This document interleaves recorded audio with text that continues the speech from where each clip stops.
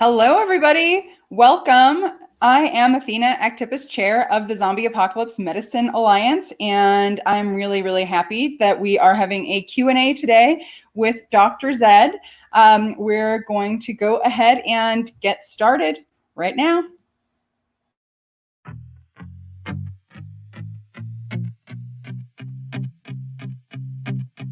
I know it's crazy, but You're watching Channel Z, the world's leading zombie apocalypse channel, broadcasting live from Studio Z. Makes me act the way I do. This is the Dr. Zed Show with your host, Dr. Zed, emergency medicine physician and zombie apocalypse medicine expert. Today, Dr. Zed will be answering all your most pressing questions about taking care of your health during the zombie apocalypse. It is my pleasure to have Joe Alcock, Dr. Zed, here on the Channel Zed Show. Thank you, Athena, and it's great to be here. I'm really happy to be here on Channel Z. I am Dr. Zed, aka Joe Alcock, and I am coming at you from ZHQ here in the foothills of the Sandia Mountains of New Mexico. And like many of you, we're all trying to sort out how to deal with a zombie apocalypse. And this is a call-in show, and I'm going to be answering questions as they come in. And this is just a preview, I should say. We'll be doing this for on an ongoing basis until we have our major ZAMA conference in October of this year, which we'll tell you more about. So even though I am going to try to answer all your questions about zombies, and I've been at this in terms of emergency medicine, disaster medicine, wilderness medicine, survival medicine, and now zombie medicine for a couple decades. So I have some experience in this area. But I do not have all the answers. In fact, I think that many answers will come from you, the audience. But if we put our minds together, most of us will be able to see the other side of the zombie apocalypse and get through it. And lest you think this is all some kind of a joke, no, this is real.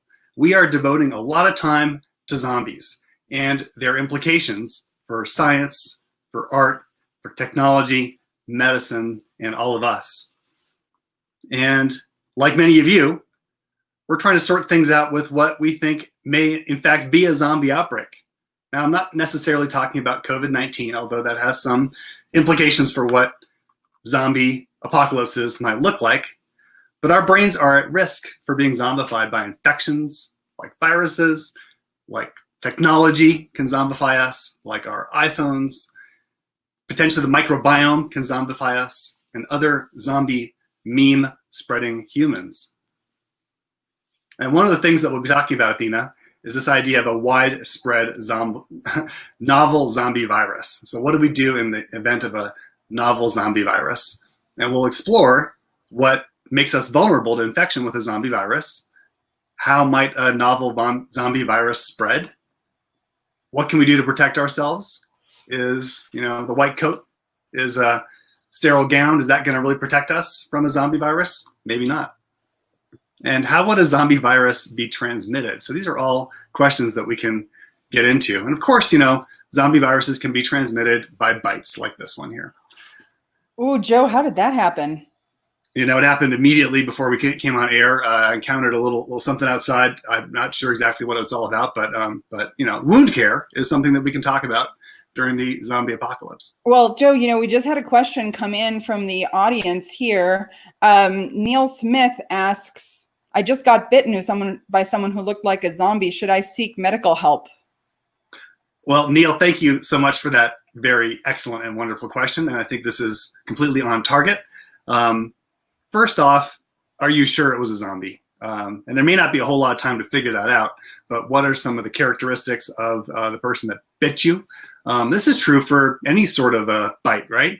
If you get bitten by a snake, you want to know, is it a dangerous, lethal rattlesnake or simply some harmless garden snake? If you're bitten by a dog, is it rabid? Does it have shots? And if you're bitten by a human, you want to know, does that human or that zombie-looking human have some zombie features? So that's something that we can definitely get into.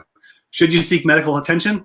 Absolutely. Call right away. One of our wonderful medical colleagues who took part in the last zombie apocalypse medical meeting of 2 years ago showed us how we can, as medical providers, do field amputations. And there's different ways that we can do this. Speaking of limbs, Neil just added its arm was hanging off Dr. Zed and it was frothing at the mouth.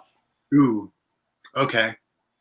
Well, I hate to be the bearer of potentially bad news, but that certainly fits the profile of a high-risk zombie bite, and that's something that we're going to be a little worried about. Should Neil be trying to amputate the zombie's arm, given that it's already hanging off? Well, I think it was not his arm, right? This is the. I'm just asking if he should be thinking about taking care of the zombie at this point. You know, if it's frothing at the mouth and its arm was hanging off, it's probably it may be potentially too late. As far as treatment goes, we think that we can potentially intervene in a helpful way early in the stages of zombification. Late stage zombies might be a different matter. They still will need some. Ideally, we want to quarantine those individuals and keep them away from the general public. So call the local authorities right away for sure. Neil is now asking if he's going to die. Well, you know what, Neil, the truth is that we all die, but we want to keep you alive as long as possible, keep you on this chat as long as possible. And the key is, if you have a bite like this, if it's on an extremity, there's a chance that if we get to you quickly, we can do some immediate wound care. So I'll tell you a little bit about like a rabies bite. We know that if you're bitten by a rabid dog, if you do vigorous scrubbing and irrigation and remove any debris as fast as possible, that can actually prevent infection with a encephalitis causing virus like rabies. That might be the case also for a zombie virus. So once it becomes late stage like rabies, we think that it probably has 100% lethality rate, although lethality is kind of questionable in a zombie apocalypse because technically you could become undead. But like rabies, if we're talking about something like that, we think that scrubbing that wound, irrigating it, cleaning it as much as possible, potentially even putting on a mild tourniquet that doesn't obstruct blood flow necessarily completely, but could even prepare you for a possible field amputation like we did during our last zombie apocalypse meeting. Yeah, it sounds like Neil is considering self-amputating at this point and is wondering if you have any tips. Well, so that answers another one of my questions. I was going to ask you where you got bitten. If you had a scalp bite or maybe a neck bite, that would be a different story. Amputation might not be an option. But certainly for something like this, and this is a very serious circumstance, if you think that you can amputate on your own, I'd recommend going for it. Any tips? Well, we talked about things we could use. There are different devices that we can use. The best might be a reciprocating saw or something like that. You'll want to proximal before, assuming it's something like this, if you put on a tourniquet proximal to the wound, so more closer to your body, and then you're going to want to completely obstruct the flow of blood flow. You may need an assistant to help you with this, and then just go for it. We will, and this is 100% legit, folks. We're going to show you how to do an amputation during our October ZAMA meeting. We'll be using quite a realistic scenario, and we can show you exactly how to do this. So that scenario, the idea that we're going to teach you exactly the step-by-steps, that's going to have to wait till October. That may not be able to help you, Neil. Sorry. So it looks like Carlo is actually with Neil at the moment, and it sounds like Neil was not going to do it himself, but Carlo is. He says he has a sawzall. Sawzall, yeah. Sawzall, yeah. Tiger saw, sawzall. There's different brand names for reciprocating saws. These are electric devices that can promptly saw through a variety of materials, not necessarily human or tissue. They're good for lots of things, but in the event of a zombie apocalypse, this might be a handy thing to have at hand, shall we say. So how long do you have? Time is of the essence. Again, using our rabies experience, we think that probably we're looking at minutes as opposed to hours. So the sooner that you can remove the infected tissue, in this case, perhaps the entire extremity, that might be the way to go. Again, this for this advice for amputation, we're talking about a confirmed zombie bite, or a high probability zombie bite. Great. So right now, Joe, we have a question coming in from YouTube from Erica O'Neill. She says that she twisted her ankle running from the zombie horde, and she's barricaded right now inside a convenience store on YouTube, I guess, joining us. She's wondering how she can fix her twisted ankle so she can get mobile again. Yeah. So as you know, there are both slow zombies and fast zombies. Assuming this is a slow zombie scenario that you're in, Erica, it's entirely possible that you can outrun these zombies, but getting you up and mobile is going to be super important. So I'm so glad you asked this question. This is absolutely in our area of zombie medicine expertise. So you're going to need to find some kind of a semi-rigid element. You could use a piece of aluminum. You could use cardboard, something that you can wrap in a U shape around that ankle, and then grabbing something like your ACE wrap that hopefully you have in your medical kit or your Go kit that you have with you.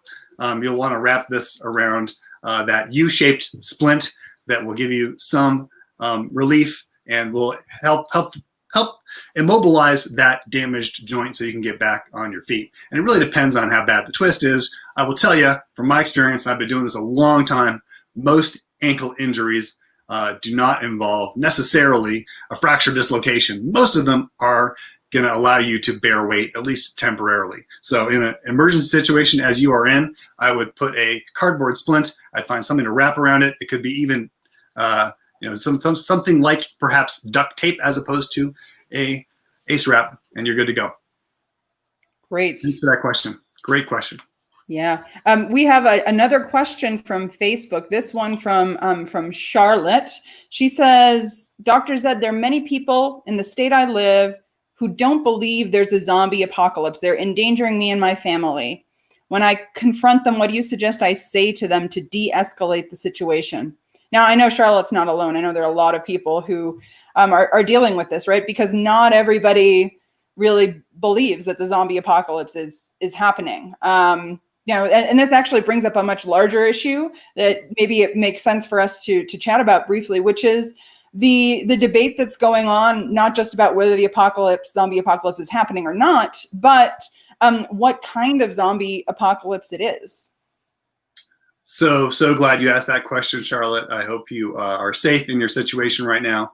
And you bring up a great important point, as Athena has just emphasized, and that is that there are those, remarkably and amazingly, who deny the existence of zombies. Or some might even say, well, the zombie apocalypse is real, but maybe zombification isn't so bad, or it's not so bad for me. The question of what do we do about that? The people who mock or even endanger people who are legitimately concerned about a zombie apocalypse, this is a big deal. And I have to tell you, I don't totally have an answer. This is something that I don't think that we anticipated.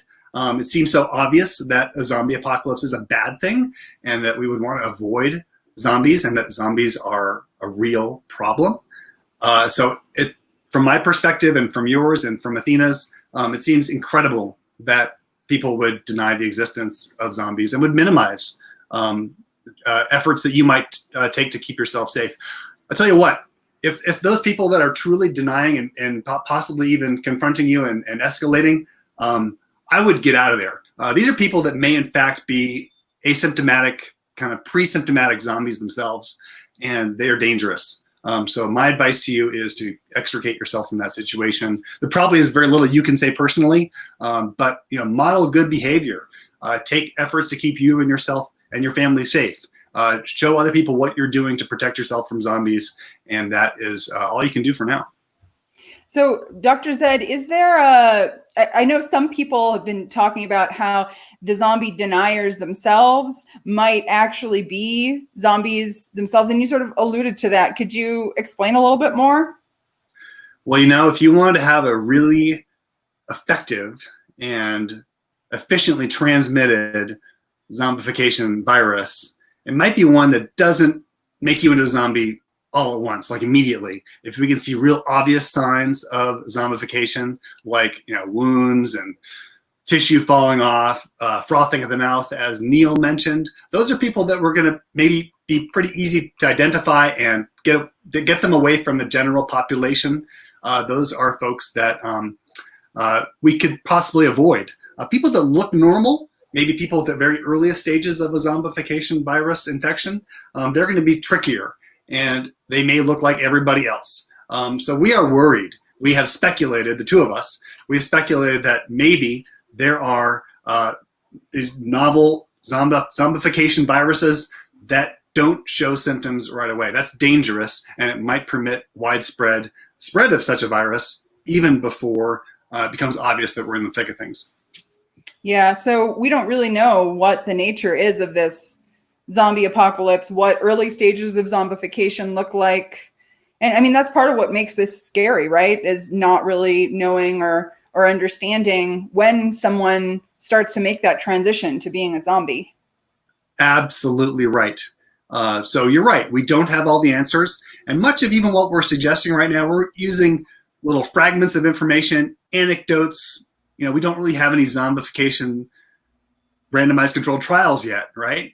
And research in the zombie apocalypse is something else that we're going to talk about at our major conference in October. But right now, much of what we're talking about is speculative. We're just using our best inferences about how we know about evolution and how a zombie virus might evolve, zombie epidemiology. We're using our best, all the tools that we can use in our toolkit we're applying to this, but you're right, we don't know. And finding out the answers is something which is super important. Yeah, so Dr. Zed, we have a little bit of an update here. It looks like Neil says that the leg is now off, but Carlo has started eating it. He's wondering if he should be worried. Carlo. Well, Neil, you probably, on the basis of your own reading and research, number one, I hope you haven't had too much blood loss. And I hope Carlo, via whatever method he used with the Sawzall, I hope he did a good job in amputating the leg. But as you know, cannibalism is a concerning sign. And I would be very concerned that potentially Carlo has been zombified himself. So like my advice to the previous caller, who's trying to escape some zombie hordes, it might be in your best interest to get out of there as fast as possible. It may be too late for Carlo. Joe, it looks like, on this issue of whether Carlo's been zombified, he said that Facebook is trying to control his brain, and he switched to LinkedIn, which pointed him to YouTube. Do you think this could have anything to do with him turning into a zombie? Well, that was one of the themes and one of the sessions that we had during our last ZAM conference. And for folks that you want to see my t-shirt, this is from our October 2018? 2018 conference, the inaugural Zombie Apocalypse Medical Meeting in Tempe, Arizona. This year, of course, it's going to be virtual, but we talked at great length about how technology, social media even, may be a vector for zombification. So you're right, Carlo. Hopefully you're at the earliest stages of your zombification journey yourself, but being aware of that, technology, social media, internet, memes, there are ways that we can have our brains hijacked in ways that truly resemble a zombie pandemic. Great question. So, Dr. Zed, can you tell us a little bit about the Dr. Zed show? Well, the Dr. Zed show, this is our preview, really. We're going to be doing this on a regular, recurring basis. And the genesis of the Dr. Zed show is that Athena Actipus and many, many other people, including myself, participated in this inaugural ZAMA meeting, or Zombie Apocalypse Medical Meeting that we had back in October. And we have an upcoming conference in this October of this year, which is going to be virtual for most of us anyway. And I am a physician with a lot of expertise in disaster and wilderness medicine. So I thought, in fact, we thought that it'd be useful for us to give you some medical advice about what to do. And again, I don't have all the answers. So Dr. Zed is going to be a opportunity for you to give me some insights into how the zombie apocalypse is shaping up. But we'll be going over this hopefully many times before our big event, which is in October of this year. Yeah, and abstract submission is open now for ZAM 2020. So October 15th through 18th, we will be having our meeting. And in fact, I have a little preview of the meeting. Awesome. Shall I, would you like to see it, Joe? Let's check it out. All right.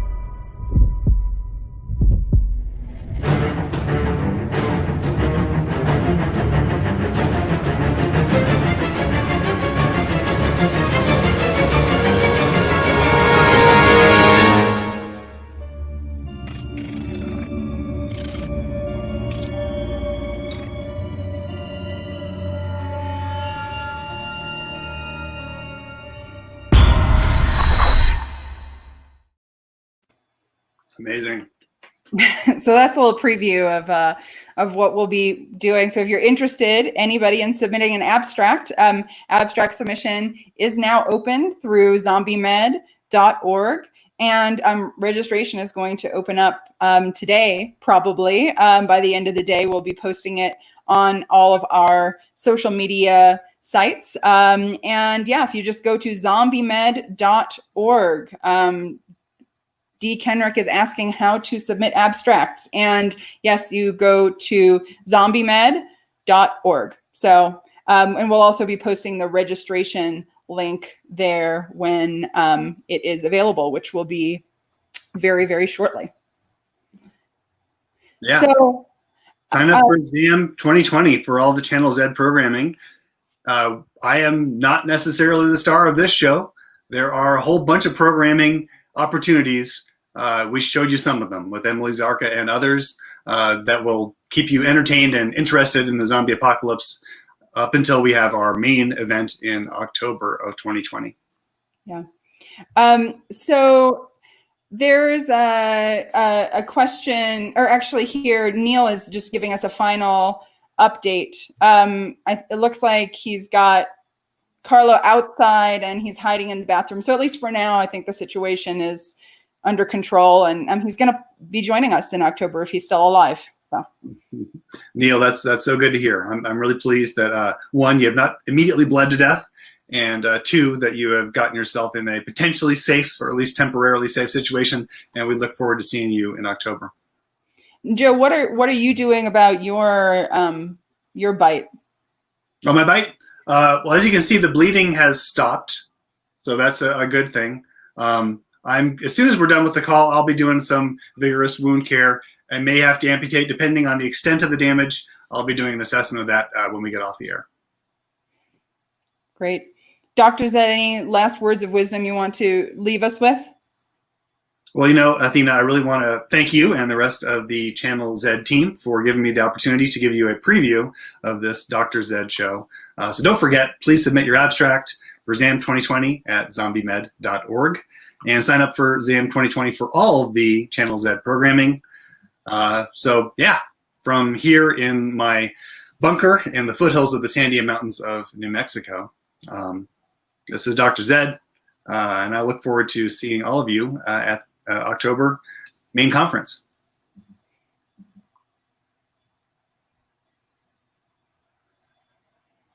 All right, we're signing off. Thank you all for joining this Q&A from Dr. Zed.